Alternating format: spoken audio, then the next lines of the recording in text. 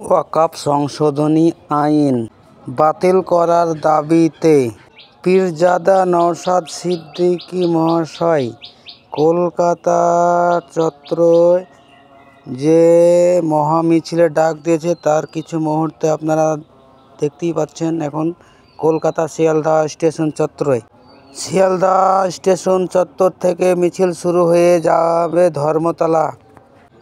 ধর্মতলার আম্বেদকর মূর্তির পাদদেশে। সমস্ত দিক থেকে আসা মিছিল একত্রিত হবে।